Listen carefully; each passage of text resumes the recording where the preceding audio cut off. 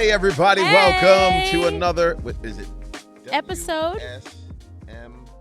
with so much love with E&O. E&O. I saw that on the text one time, the Oh. WSML. Like, what would Jesus With do? so much love. Okay. Hey, love you all so very much. I broke a nail, everybody. You can't probably see it because you might be listening to it. Oh, no, I saw that in a meeting today. I looked right at your thumb. I know. And I can't get it repaired anytime soon. So I'm going to have to put a Band-Aid on it and maybe Saturday evening. But church, if you... I saw that and I was like, who's this woman's busted up. husband? I know. It looks busted up. It just fell off. What do you mean it just fell off? So there's gel. These are called gel nails, Gel X for those who care. And my gel chipped off. Like a chunk of it. It just came off. I have no idea how. It's kind of like a missing tooth. I would say that. You know, yeah. If you don't plan on having a missing tooth. Yeah, like your tooth falls out or it cracks. I went through got a half missing a tooth season. Yeah, and that's what this feels like. That was a long season. That was a long season that didn't have a tooth. But honestly, you're the most beautiful person I've ever seen that was missing teeth. It was probably 4 years that I didn't have a tooth. Like 5. 7. Eric doesn't have a tooth, too. That is wrong. No, he doesn't. He has that like perfect hair, beautiful family. That is wrong.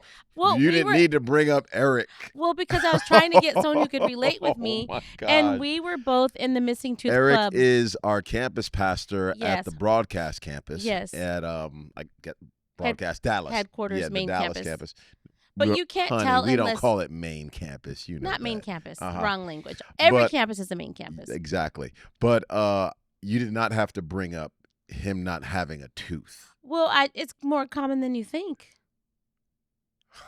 Is it not? Man. Is having a missing tooth not common? I don't think it's that common. Oh, okay. I guess because I was missing a tooth for so long. Yeah.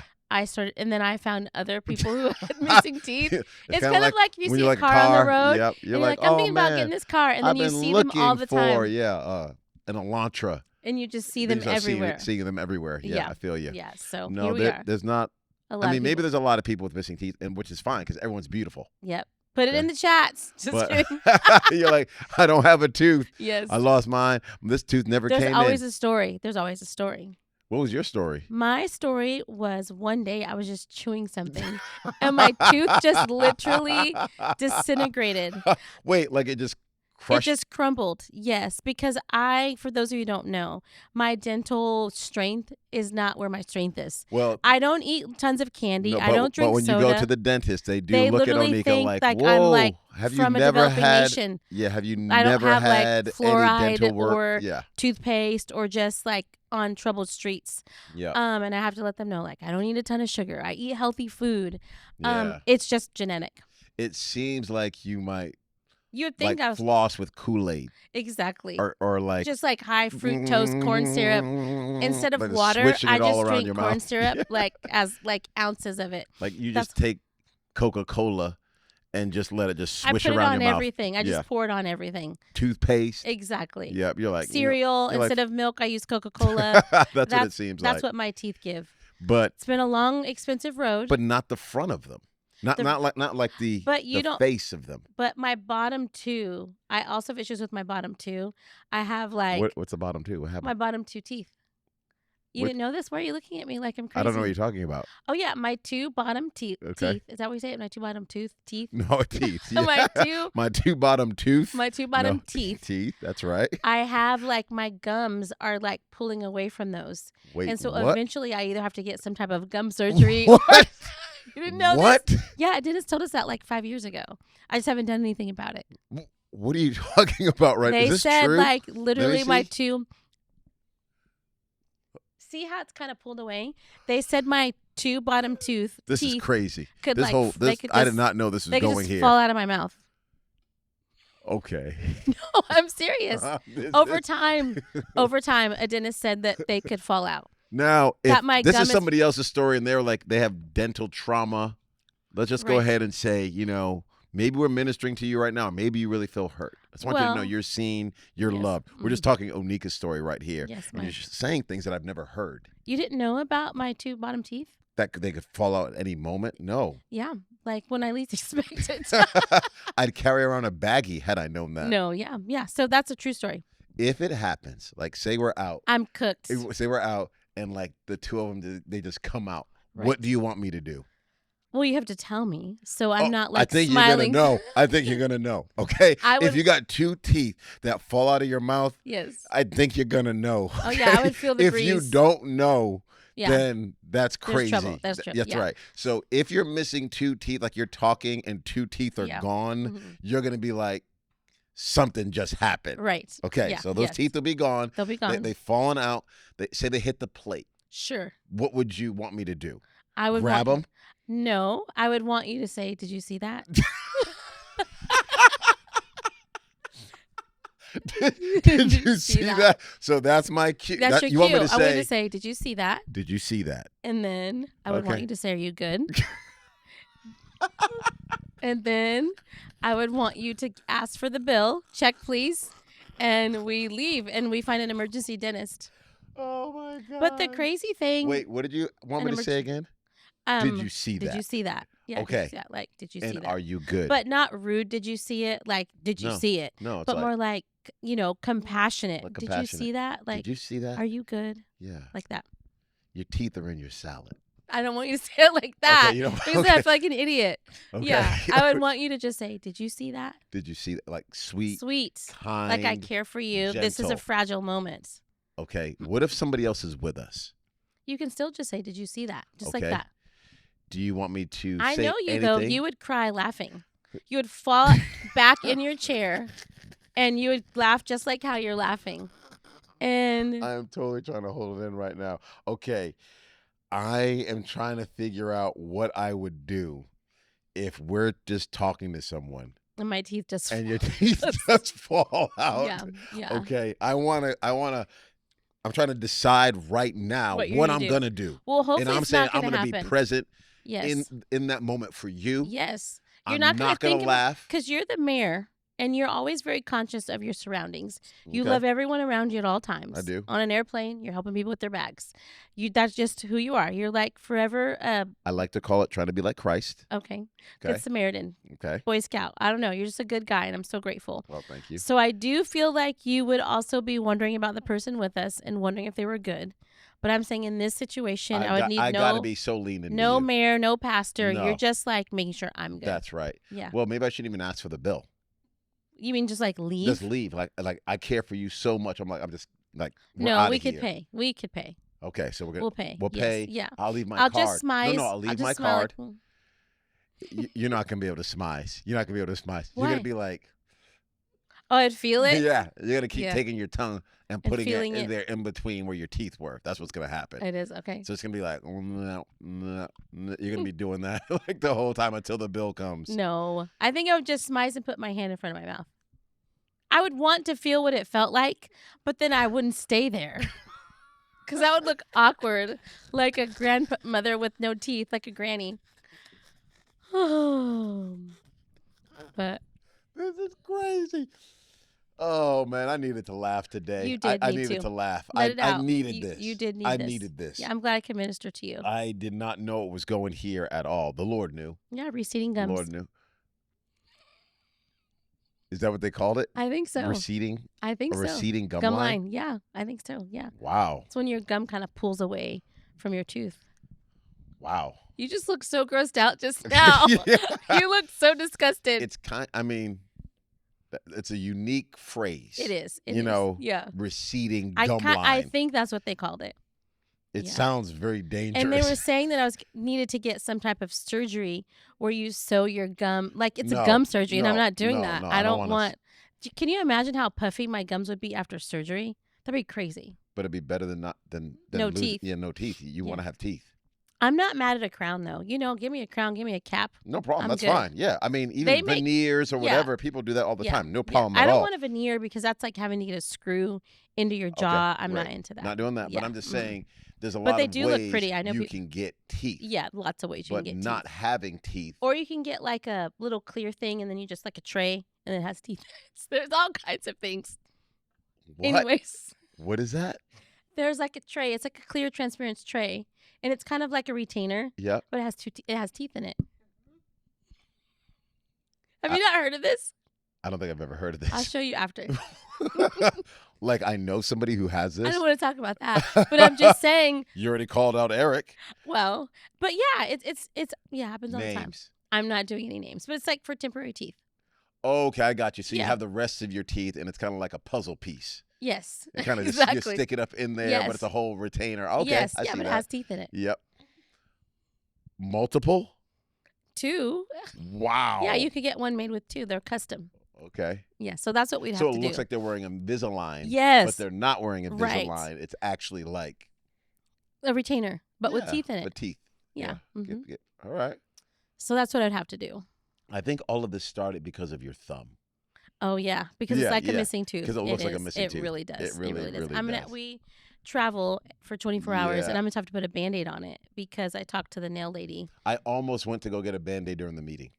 Oh, you were that distracted? Yeah. Well, I mean, I wanted to also make you feel covered. I'm okay. It happens to girls all the time. Totally. Yeah, it's common. But I will say this. I will be distracted during worship because we're about to go to a conference. And if I'm just like lifting my hands to Jesus and the whole room will be able to see, it's because I have dark red nails. Well, no one's looking at my hands. Exactly. But it is, you feel like on Front Street. You feel like you it. feel Yeah, it. for sure. Nobody's I paying can see attention that to me. for sure. Mm-hmm. I'll say something, I guess, maybe about me that's kind of funny. It's not nearly as funny as what you just talked about, but I don't want you to feel alone. We were just talking about your teeth like that. Okay. Yeah. And I got a text message from somebody the other day, voice memo. They said, "Oh man, our kids, they'd moved, and our kids were the other day saying, 'Oh, Daddy, look, I got hair growing on my legs.'" Okay. And he's like, "Oh yeah, son, you're growing up here." Sure. They're young. Yeah. "Oh yeah, that means you're growing up, son."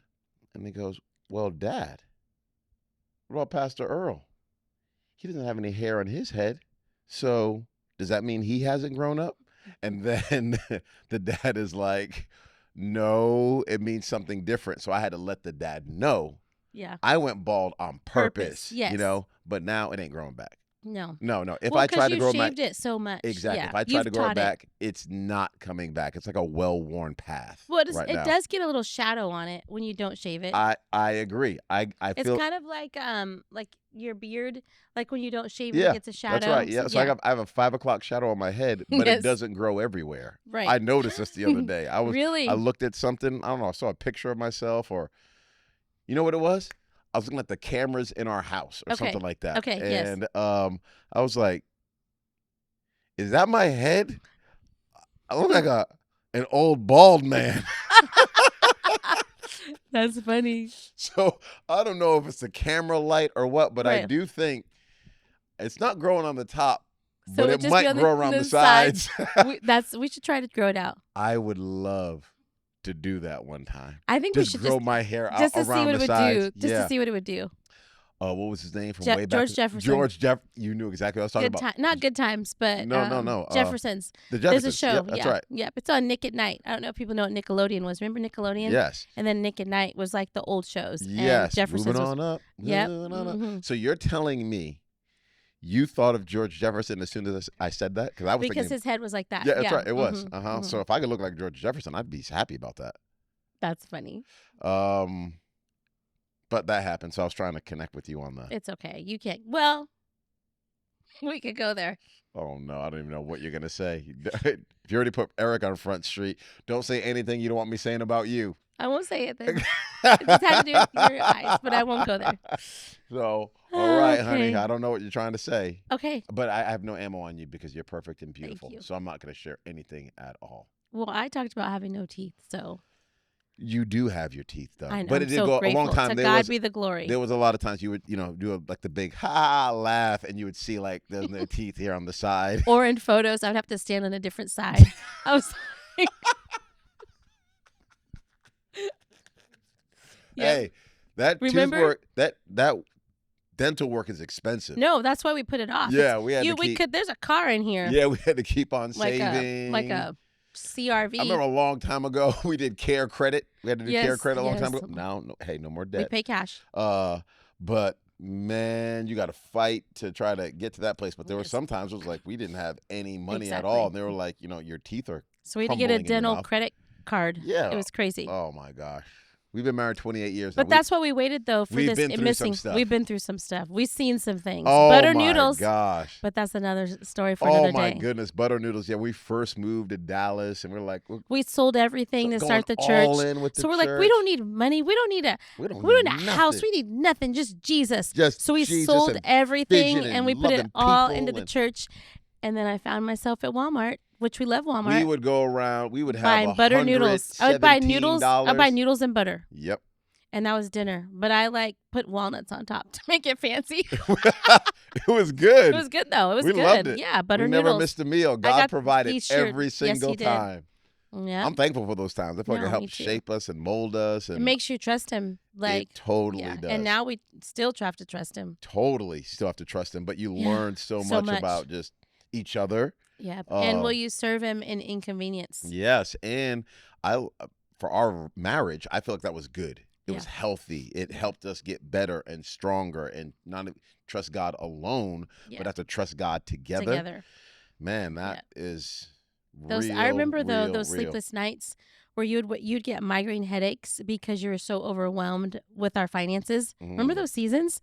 No. Oh, okay. I decided to forget them. Oh, you blacked them out. Yeah, blanked them out. Yeah. But you would get these pounding headaches from the stress of the finances because we were not wise. We did not look out for our family. We were just like, the church. Church was thriving for sure. The church was doing great. We just weren't. Yeah. But you'd get those headaches. But God gave you a word, though. No, He gave you a word that He was going to provide a house for us. Yep. And He said, sooner than you think, better than you think. Yep. And there was one other one, quicker than you think. Yeah, more than you think, better than you think, and sooner than you think. Yes. And that was a word you got before we had our breakthrough. Yeah. Because we were praying and crying out to God. And then a miracle happened, and He provided a house for us. And what I've learned over the years too is that level of pressure that we had at that season. Yeah. You don't actually graduate from that. We still have it. You end up having it just in a different season of life where God's like, will you trust me again? Right. Catherine Wolfe said that great when she was at our church a few weeks ago or a few months ago, whenever you're listening to this, which was one of the best Sundays we've ever had as a church, hearing her perspective on just suffering and the will of God. Right. And it was just so beautiful. But you talked about that passage in Romans where it says, it's like perseverance has to finish its work. Kind of goes through. No, that's James. But the other one, where I'm forgetting it now. I got a lot of other verses going through my head. Sorry about that. But anyway, there's 5 different pieces that you walk through. And when you walk through them, I always thought about them as a line, that it was linear. Right. And that's how she always read that passage as if it were linear. Mm-hmm. But it's actually cyclical. So you get to the end so that you can have this grace and the strength to go through another bit of pain. But it's at a different level or at a different season. You're able to help somebody else. Yes. But none of us get to graduate from pain. We're still trusting God for miracles. There's still stuff that will give us a headache. Oh, my gosh. Yes. I remember we had to, college. You're like, okay, you're at the point now and you got to do college. And, grace is going to come up there. And then one day it'll be college when Parker went away to college? Yeah, meaning you got to pay for college. Exactly. There's always something you have to believe God going up and all these different things happening. So it's like life keeps on going. It's like, will you still trust God with your finances when your expenses go up? Will you still be generous? Yeah. Yeah. So it's like, Lord, I'm trusting you. Even when we were in our butter noodle season, we have always put God first in our giving. Yeah. Even when it hasn't made sense. Continue to tithe. Continue to say, God, these resources belong to you. And it's not to say we need something from you, better do something from us. It's like, it belongs to you. This belongs to you. This is yours. And it has really helped our marriage and helped us, I think, trust God more, even trust each other. And I think I've heard you say this before, but when you're generous financially, like pouring into your church and serving and building, it translates in other areas of your life. Totally does. And so that means because I feel like you're also so giving towards our whole family. Mm-hmm. Giving is not just I exercise that muscle in church. When you exercise that muscle in church, then it extends to your kids. You are so giving to our kids, so giving to me, so with your time, with your heart, with your, you know what I'm saying? You, besides God, you put us first.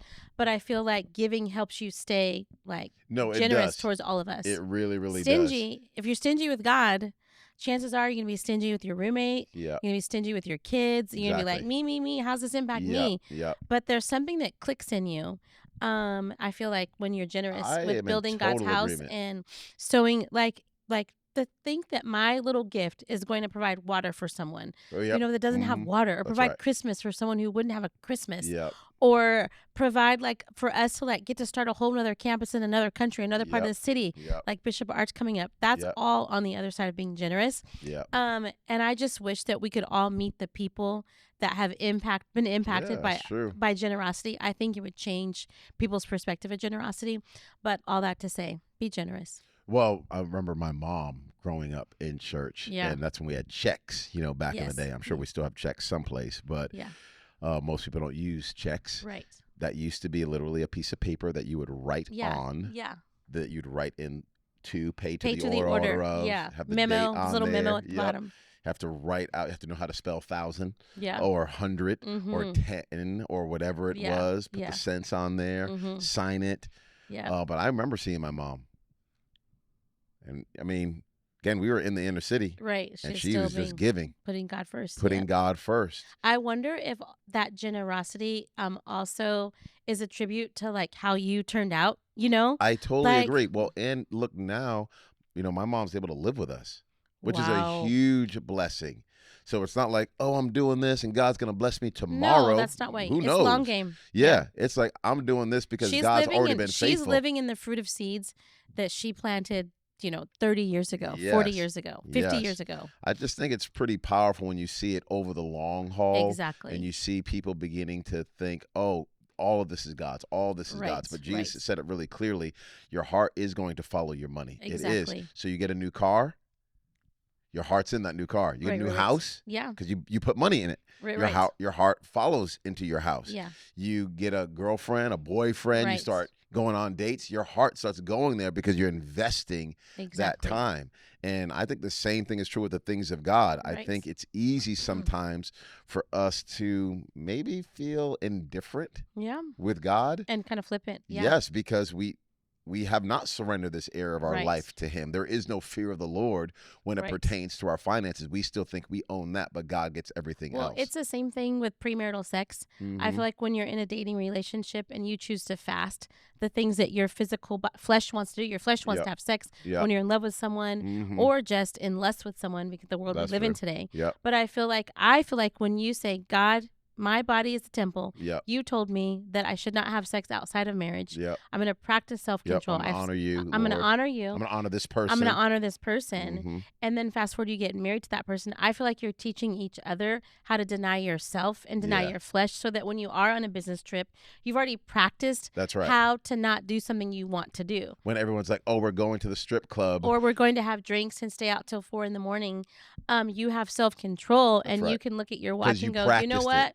I'm going to go in around 11 because you practiced it while dating. But if you just do whatever you want to do, whenever you want to do it, with your money, with your body, you could with your mouth, you can end up on a side of the road that you didn't even think you would end up on. Yeah, the element of we did not receive a spirit of fear. Right. But power, love, and self-discipline. Yeah. The fruit of the Spirit: love, joy, peace, kindness, goodness, patience, gentleness, self-control. All of this fruit of the Spirit, and what the Spirit of God is doing on the inside of us is like, it's not just about you and what you want to do when you want to do it. Yeah. And I heard one pastor put it this way: you don't want to just be a come and see type of church. Right. Sure, come and see. It's fine. Yeah. But you also want to teach people how to come and die. Yeah. Yeah. How do once they get there, right? They know how they learn how to lay their lives down for the cause of Jesus Christ. I just heard this from some guys on this text stream, this group chat. Guy texted me. He goes, hey, I want to tell you something amazing about Miracle Sunday that happened. Yeah. He goes, one of the guys in our text thread, we all go to church, and this text thread is usually like, oh, what's going on? Laughter, the game, whatever, jokes. And one guy was like, hey, what are you guys believing for Miracle Sunday? Let's not just be a text thread that's just fun things. Yeah. But let's also push each other forward spiritually. Love it. So then guys are writing different things in the text. One guy writes, man, I've been battling pornography. I want to be free from that. Okay. Another guy writes in the text. They all encourage him, speak life into him. Love it. Then one of the guys goes, hey, I remember battling with that big time in college, and how I got free from it was, prayer, fasting, laying down my life, denying myself. Right. So I told this guy, hey, want to pray and fast together for the next couple of weeks? That's awesome. So they take a day out where they just have water that whole day. That's incredible. And then the next morning they eat. Yeah. Wow. And this guy is saying, who's battling pornography, is like, man, I've never felt freer in my entire life. That's powerful. The other guys in the group chat hear about it. They're like, hey, we're going to start fasting with you guys. So now here are all these men in this group chat saying, we're going to say no to our flesh so we can say yes to the things of God. Self-control. It just is, this is what it looks like to be discipled. Right. Christ-like leader it's pathway. Also growth, development, maturity. Yep. But if you're like, no, I'm just going to do whatever I want to do whenever I want to do it. Yeah. Well, then who's your God? Exactly. Who are you following? Right. At some point in time, if our lifestyle is not forced to change in some way. Right.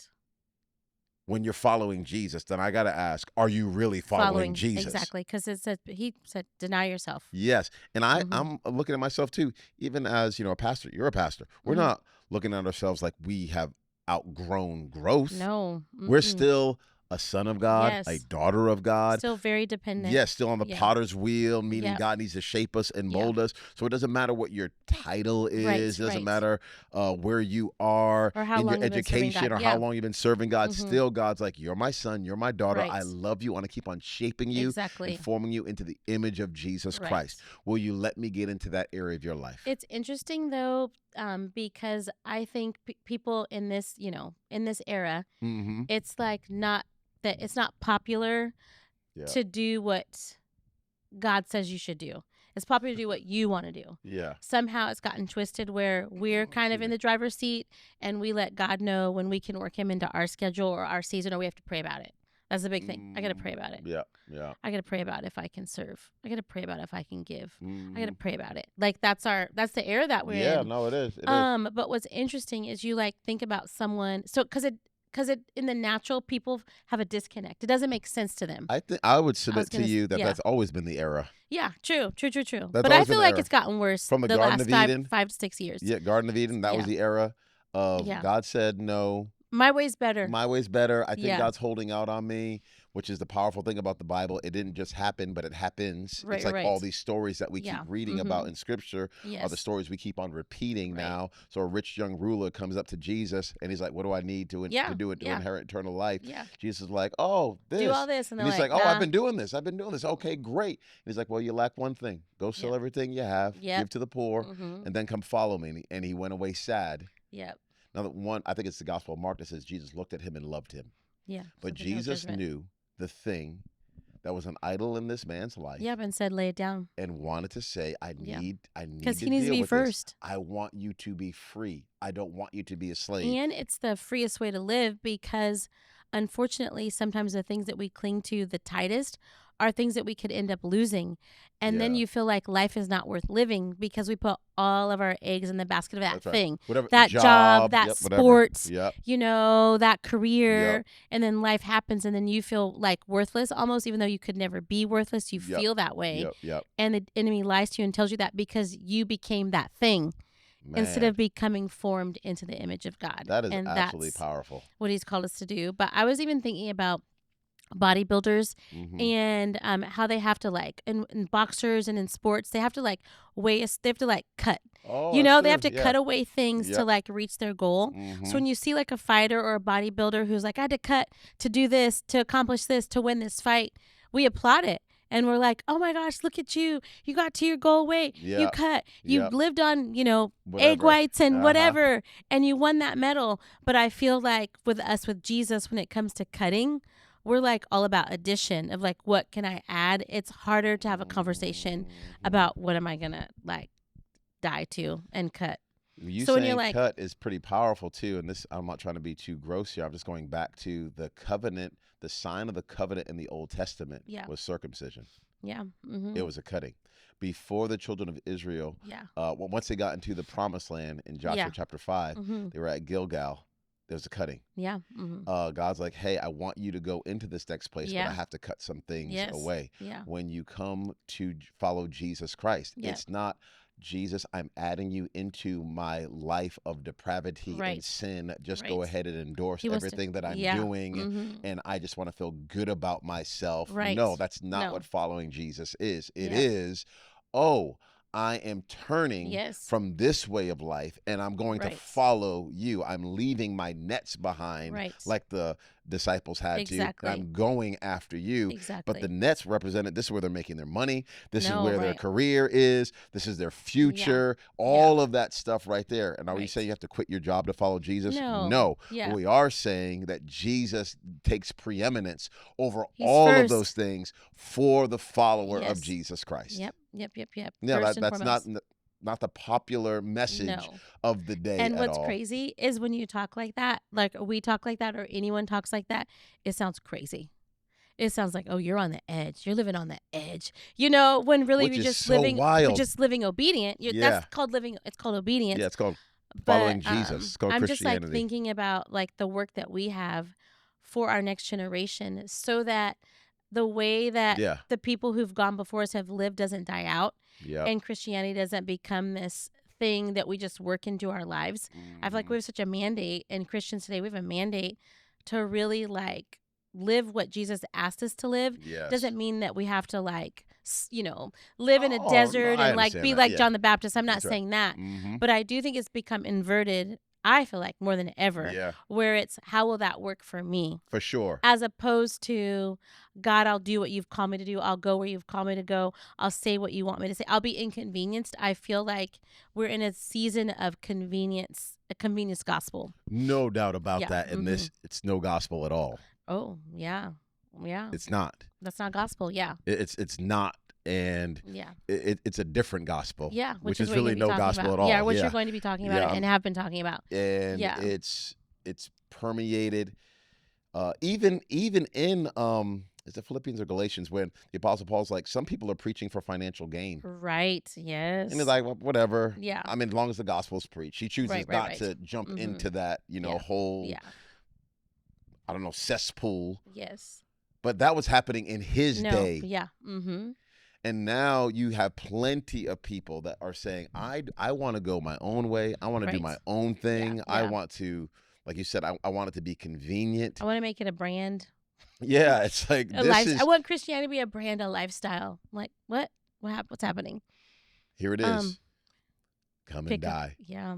Pick up your cross. Yeah. Daily. Die daily. Yeah. Follow me. It's Do- still filled with so much joy. Oh, and so much fun. So much life. And fruit. Fruit, yes. Yeah. It's the best way to possibly live. And we're still learning and growing in ourselves. Yeah. But it's a decision. Just like with marriage, we've been married for over 20 years. Yeah. And even in pushing marriage, 30. exactly. Let's go. It's awesome. I Yep. love you. But even Love you being too. married this many, 3 decades, I guess. Mhm. No. Yep, Is that that's right? right. Yeah, 3 decades, almost 3 decades. Like we don't always get to do what we want to do because we my have to gosh. die to self. That's right. And right. but I feel like people You want to have think kids? I can't wait. I'm praying for God for kids. Great. you got to die. You're not going to sleep for a minute. That's right. Prepare to Yeah. not be able to do what you wanna want to do when you want to do it. That's Exactly. part of it. Exactly. And I think all of that is part of God's developmental process Exactly. in our lives to help us rely on Him Right. more, depend Yeah. on Him more, look to Him more, Yeah. and not just look to ourselves. Beautiful. And there's nothing like marriage and kids to help you do that. Yep. But also life as well. You could Yep. be single for years and Yeah. you will be learning over and over again, Exactly. oh, I've got to depend on God Right. to be my I can't do this myself. I wouldn't everything. want to. I cannot imagine marriage, parenting, friendship, ministry Yeah. in my own flesh. Yeah. Oh my gosh, it'd be a hot mess. Like we have to have him. No, I wouldn't want it without him. I agree. Yeah, desperate for Just him. thinking about trying to do this thing without the Lord, it doesn't even make sense. Yeah. So why would we even want to? It is scary. I had in my Lyman Bible study, Mhm. we were all talking and a guy said, he's from another country. Mm-hmm. He said the persecution in America, because we're talking about, persecution in America, maybe it's, what's our persecution in the States? And this guy mentioned, this is months ago, he said this, one of our persecutions is comfort. Yeah, yeah. It's one of the things that can kind of lull us to sleep a little bit. Yeah. And God will use whatever he needs to use to help wake us up, to be like, guys, this is about Jesus. Exactly. We're in a spiritual battle here. Yep. No weapon formed against us will prosper. That's right. But we're going to move forward in strength and in hope. Yep. But it is going to require us to go, God, you get it all. All of it. Not just some of it. All of it. And if you are in a some of it season right now, the Lord will keep on talking to you and he'll be like, hey, son, daughter, I want you to lay this down, whatever this and is. I feel like even as we get ready to wrap this conversation that, like you said, the Lord is probably speaking to people even as we're talking of what things have I made an idol, what things have I put in front of Jesus, what things do I need to put in their proper place, what things do I need to start, what things do I need to stop.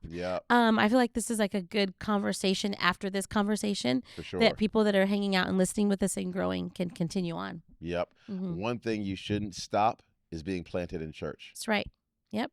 Beautiful. Shouldn't stop being in your Bible. Yep. Shouldn't stop worshiping, being generous. Shouldn't stop having godly friends in your life that can speak into your life. People who can tell you no shouldn't stop having people can say. There's some things that shouldn't stop, and I feel like in our day, I hate that I need to even clarify that. Because some people are like, I need to stop church. Yeah, they want to stop the things that actually help you become the person that God is calling you to be. Exactly. Yeah.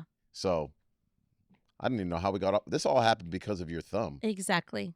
Thank you, Lord, for letting that thumb happen. Yep. Prettiest thumb I've ever seen. Never would have made it. Never would have made it. I love you so much. Love you. Hey, we love all of you, too. We're praying for you. Y'all. Praying for God's best in every area of your life. I'm glad we got to hang out with you, honey. Same. I love you. Loved hanging out. You're the best, beautiful, amazing, Thanks sharp, for loving me. gifted. Busted nail and all. Hey, receding gum line. Love you so much. Me, bald, and really bald, I guess, now. You love me, too. I love you. Hey, we're doing this together. Bye. Bye.